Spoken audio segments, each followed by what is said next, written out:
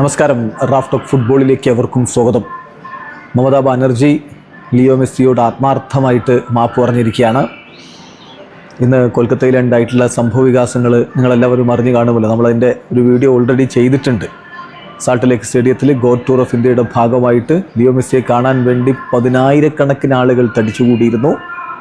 പക്ഷേ മെസ്സി സ്റ്റേഡിയത്തിൽ pre planned ആയിട്ടുള്ള ലാപ്പ് നടത്താൻ അങ്ങ് തുടങ്ങിയ ഘട്ടത്തിലെ ആളുകളാകെ അക്ഷമരായി പ്രശ്നങ്ങൾ ഉണ്ടാക്കി കുപ്പിയും മറ്റുമൊക്കെ വലിച്ചെറിഞ്ഞു. അതിൻ്റെ കാരണം അവർക്ക് മെസ്സിയെ വേണ്ട വിധത്തിൽ കാണാൻ പറ്റുന്നില്ല, ചുറ്റും കുറേ ആളുകൾ. അപ്പോൾ ഇതുകൊണ്ടൊക്കെ ആരാധകർ ആകെ കാര്യങ്ങൾ കൈവിടുന്ന രൂപത്തിലേക്ക് കൊണ്ടുപോയി. ആകെ വാൻഡലിസം തന്നെ സംഭവിച്ചു. അതായത് സ്റ്റേഡിയത്തിനകത്ത് ലിറ്ററലി ഒരു കലാപം ഉണ്ടാക്കി എന്ന് പറയുന്നതായിരിക്കും ശരി. അതിൻ്റെ വിഷ്വൽസൊക്കെ നിങ്ങൾ ഓൾറെഡി കണ്ടു കഴിഞ്ഞതാണ്. മമതാ ബാനർജിക്കും ഷാരൂഖ് ഖാനും ആ പ്രോഗ്രാമിൽ പങ്കെടുക്കേണ്ടതായിരുന്നു. അവർക്ക് അങ്ങോട്ടേക്ക് എത്താൻ പറ്റിയില്ല. മമതാ ബാനർജി ഇപ്പോൾ അവരുടെ എക്സ് അക്കൗണ്ടിൽ മാപ്പ് പറഞ്ഞുകൊണ്ട് പോസ്റ്റ് ഇട്ടിരിക്കുകയാണ്.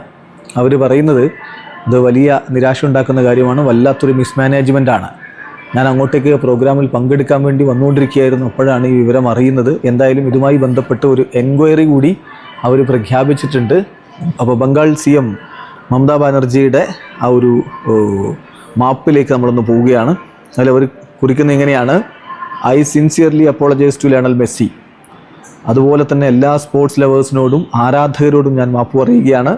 ഇന്നുണ്ടായിട്ടുള്ള ഈ ഒരു ദൗർഭാഗ്യകരമായിട്ടുള്ള സംഭവത്തിൽ ഞാൻ ഒരു എൻക്വയറി കമ്മിറ്റിയെ ഇപ്പം കോൺസ്റ്റിറ്റ്യൂട്ട് ചെയ്യുകയാണ് under the chairmanship of justice retired Ashwin Kumar ray.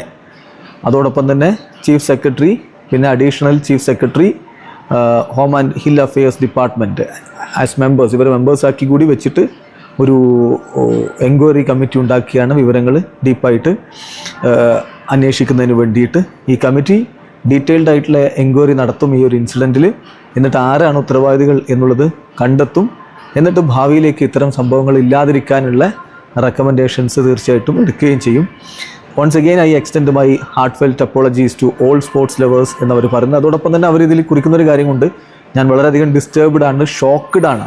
ഈ ഒരു മിസ്മാനേജ്മെൻറ്റ്, ഇന്ന് സാൾട്ട് ലേക്ക് സ്റ്റേഡിയത്തിൽ കണ്ടിട്ടുള്ള ഈ മിസ്മാനേജ്മെൻറ്റിൽ ഞാനധികം വളരെ ഷോക്ക്ഡ് ആണ്. ഞാൻ സ്റ്റേഡിയത്തിലേക്ക് ഈ ഒരു പ്രോഗ്രാം അറ്റൻഡ് ചെയ്യുന്നതിന് വേണ്ടിയിട്ട് വന്നുകൊണ്ടിരിക്കുകയായിരുന്നു. Along with thousands of sports lovers and fans who had gathered to catch glimpse of their favourite footballer Lionel Messi. മെസ്സിയെ കാണാൻ വേണ്ടി മറ്റു 10,000-കണക്കിന് ആരാധകരെത്തിയ പോലെ ഞാനും അങ്ങോട്ടേക്ക് വന്നുകൊണ്ടിരിക്കുകയാണ്.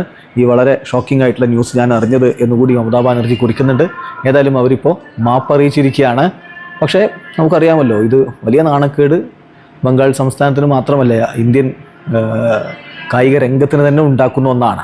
ഇതിപ്പോൾ ഔദ്യോഗികമായിട്ട് ഗവൺമെൻറ് പ്രോഗ്രാം ഒന്നുമല്ല, അങ്ങനെയല്ല അവിടെ കൊണ്ടുവരുന്നത്. ഒരു സ്പോർട്സ് പ്രൊമോഷൻ കമ്പനിയാണ് ലിയോ മെസ്സിയെ അവിടെ കൊണ്ടുവന്നിട്ടുള്ളത്, ഗോഡ് ടൂർ ഓഫ് ഇന്ത്യ എന്ന പേരിൽ. പക്ഷേ ക്രൗഡിനെ മാനേജ് ചെയ്യുന്നതിൽ അവർ വല്ലാതെ പരാജയപ്പെട്ടു.